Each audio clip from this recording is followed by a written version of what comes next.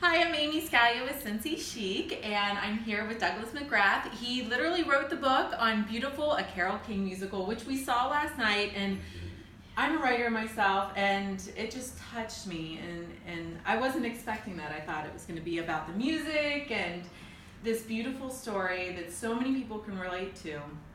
Our readership, Cincy Chic, has a wide variety of ages, young 20-somethings, 50-somethings, and so I was wondering if people would really relate to the music, and because it's some things that people might not. And tell me a little bit about the younger, and how that was something that you were wanting to really reach out to with this. Well, when I learned Carole's story, which I learned by interviewing her, just asking her, she sat right here and I talked to her for hours and hours and days, I thought the most interesting part of her story was her young youth. She was so smart. She skipped 2 years of high school. She was in college by the time she was 16.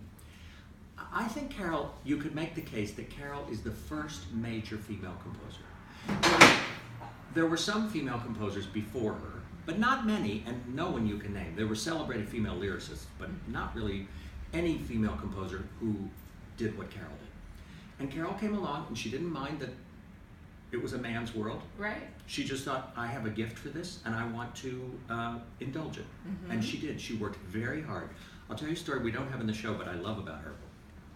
When she recorded as a songwriter, not as the singer, when she was getting ready to have her song, Will You Love Me Tomorrow, recorded, one of the big selling points of that song was that they were going to have strings. It was going to have a string section, which is unusual for a rock song or a pop song of that era.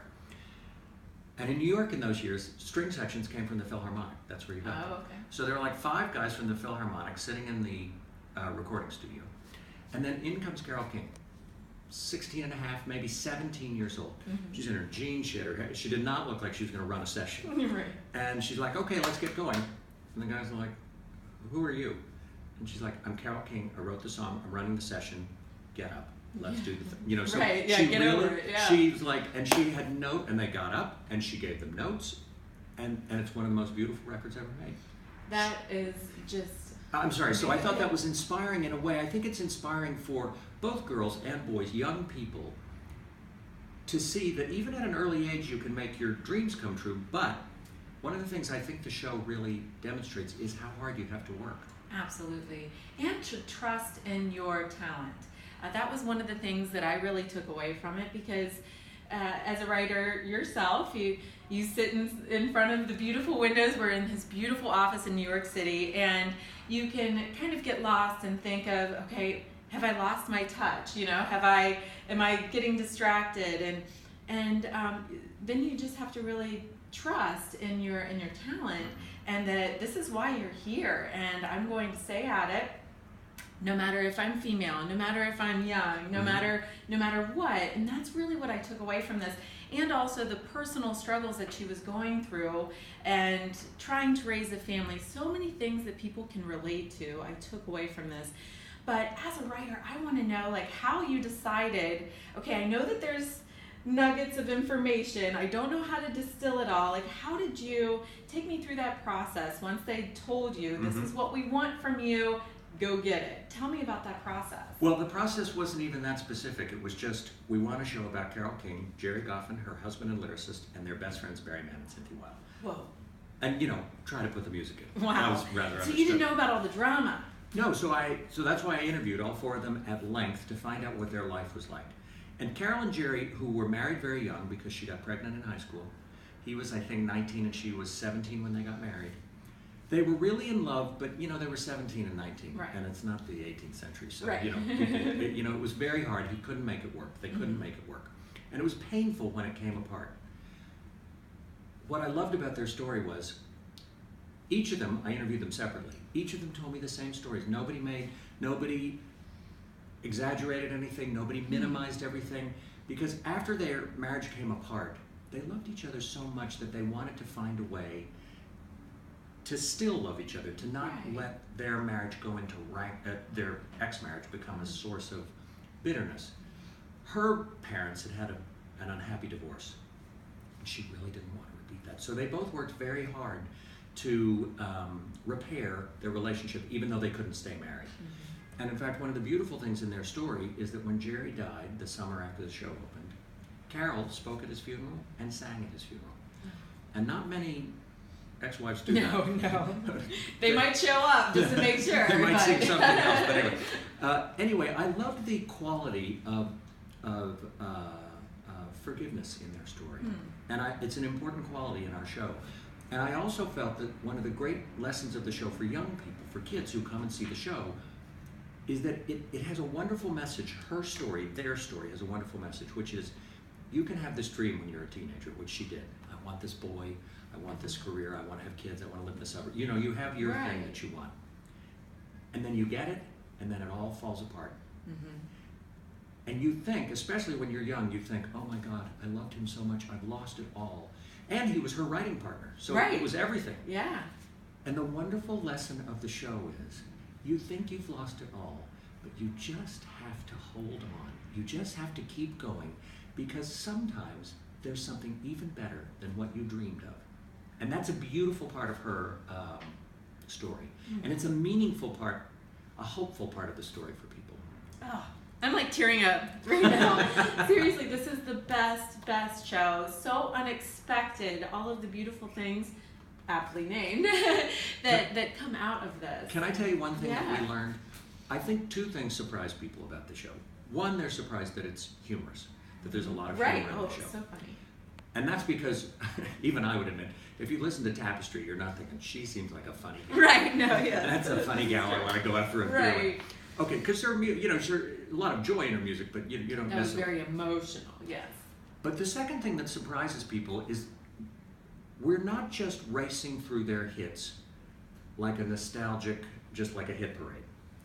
I very carefully chose each song to fit the scene that it's in, so that the song achieves its maximum amount of emotional power. Mm-hmm. The way we listen to pop music, you listen to it on the radio, you listen to it in the kitchen, it's often in the background. Mm-hmm. And you don't have a context for where it comes from.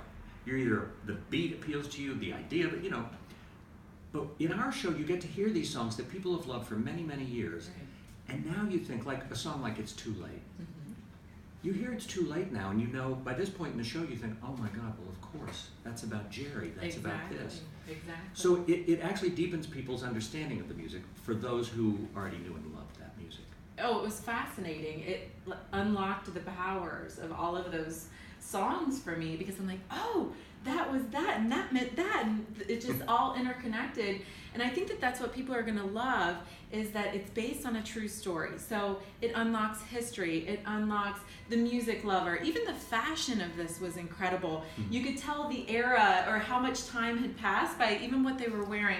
It was so wonderfully done. And a friend of mine who's a playwright, mm-hmm. I gave him the script early on, mm-hmm. or very early, and said, help, what do you think? And one of the things he said, which I loved, was he said, and he meant inadvertently, because I didn't do it on purpose. But the show is in telling their story, it is actually a history of pop music, yes, from the late 50s to the early 70s. Mm-hmm. And one of the things that's so inspiring about Carole and Jerry and Barry and Cynthia, one of the reasons their music has lasted and is so cherished, is because they didn't write just one thing. The music they wrote in the late 50s, so take a song like It Might As Well Rain Until September or Up on the Roof, wonderful songs.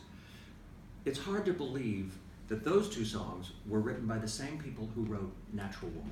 Right. Or It's Too Late. Yes. Those songs are not the same. In Barry and Cynthia's case, Barry was writing Who Put the Bomb in the late 50s, early 60s, mm-hmm. and later wrote We Gotta Get Out of This Place. You would never connect them, but they cared very much about being successful, but they cared very much about the quality of what they were writing.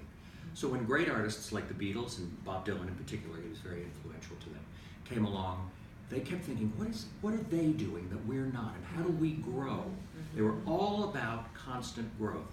So, and you see that over the course of the show, how the music changes. Transformations and just fanning that flame of that passion and how they were able to do that, and the continuous struggle to keep that alive, because they were passionate about the writing, and they were passionate about staying on top. They were passionate about still applying to the audience that they were singing for, or that they were writing for. And it just was so amazing, because I think a lot of us, we struggle. We know we're good at something, but then you need to sharpen yourself and your skills. And how do you do that? And to see that other people that you see are so successful also struggling with that, that was another beautiful thing that came out of it. Well, they told me that they would follow the Billboard charts very closely, right, whether they had a song that week or not. But they would always look and see what was number one, number two, number three. And they would try to figure out what is it about that song? And they would analyze it. So there was a period in pop music when certain songs had a spoken interlude in the middle, like "Are You Lonesome Tonight?" or yes, yes. And the singer would suddenly start talking to you, and if those went to number one, they think, well, maybe we should try a song with a spoken interlude. Yeah. Now, what was great about them was they would use chords. They would analyze chords that were popular, things that the audience wasn't conscious of. But they never sold out their own talent to do it. They thought, okay, this is what's popular. Now, how do we make it great? They always wanted to write something great. They wanted to be popular, but they wanted it to be great. So they would take what they learned. They studied week after week, everything.